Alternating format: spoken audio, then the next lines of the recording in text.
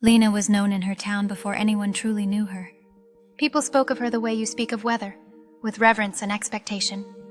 She was beautiful in a way that felt gentle rather than bright, like dawn through thin curtains. When she placed her hands on the sick, warmth poured from her palms, a humming pulse that knitted bones, eased lungs, and coaxed weary hearts back into rhythm. Yet inside her own chest lived a quiet fracture she could never reach. She loved her boyfriend Caleb with an almost devotional intensity. He was charming, elusive, and slippery as river glass. She leaned on him the way vines lean on trellises, believing his presence was the structure that kept her standing. He dodged every conversation about marriage, laughing it off, changing the subject, brushing her hair as if that tenderness could replace honesty.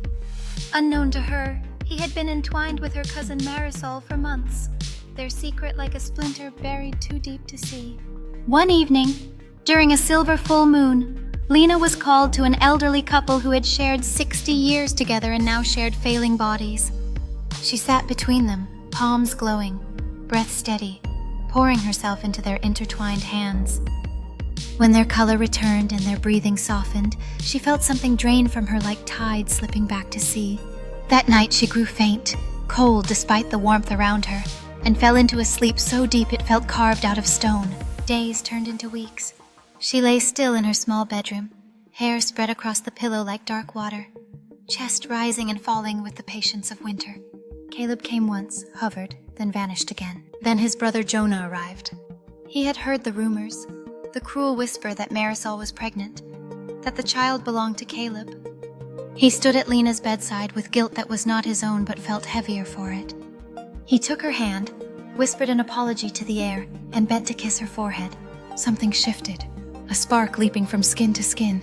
Lena's eyes fluttered open as if she had been listening all along. She looked at Jonah like she was seeing light after a long tunnel. He felt the same, as though the world had rearranged itself in that single breath. They spoke for hours, halting at first, then fearless. Jonah did not need her power, and that made her feel human again. She did not need him to be perfect, and that made him brave. Their love grew like wildflowers cracking through rock. When the truth of Marisol's pregnancy spilled into daylight, it hurt, but it did not shatter her.